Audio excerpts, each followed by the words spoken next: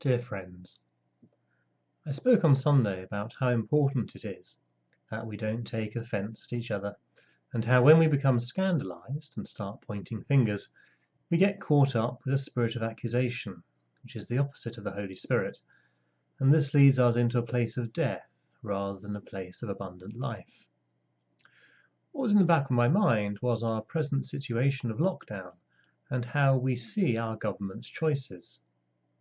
I don't want to say anything particularly for or against the choices that our government has made, but I do think that we in the Church need to offer those things to our national conversation which we are particularly qualified to offer. There's a negative side to this and a positive side. The negative side is, as I've said, to try as hard as we can not to encourage a culture of blaming and shaming. It's very important that we use all the means at our disposal to discern the truth of our situation, to work out how the virus spreads, to find out the best treatments for it, to pursue a vaccine, and so on. Yet it's possible to have that search for truth conducted as a shared enterprise, not in a way that's about finding someone to blame, to take the fall for a failure which, I think we all share in. If we start pointing fingers, then we will end up scapegoating someone, and that process of scapegoating, of blaming and condemnation, is not and never can be Christian.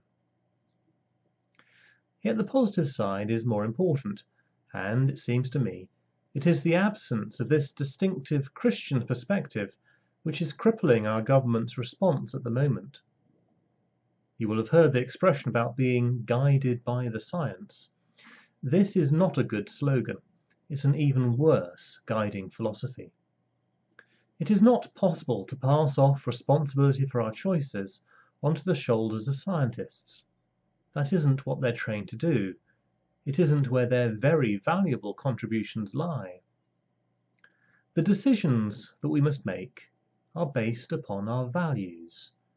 And what we're facing with this crisis is a clash of values, the safety of the few and the economic livelihoods of the many.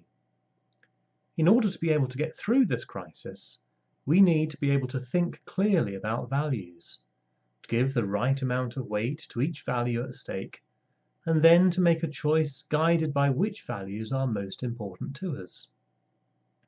This process of discerning between competing values and finding a place of wisdom and integrity on which to stand and make decisions, this is what the discipline of theology is all about.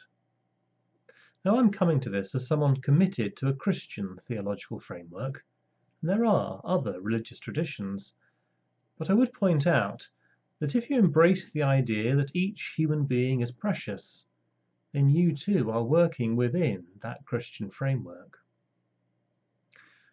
Part of our predicament at this time is that our culture has lost sight of what theology is and the role that it plays in circumstances like these. The Church hasn't helped itself, of course. Imagine how different things would be today for our Christian witness if, instead of being a weak cheerleader for the government, the Church stood up and said, "There are values being emphasized here that may not be the most important values that we believe in.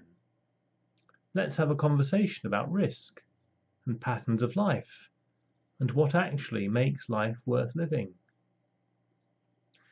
We're going to have that conversation, for I do not believe that we will be able to get out of our present crisis without it. And the Church must contribute. If we have nothing to say other than follow the government's advice, then we are salt that has lost its saltiness, fit only to be trampled underfoot.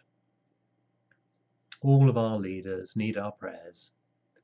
We are in a time of trial, we are being put to the test, and we are finding out what we're made of. May God have mercy upon us all. Amen.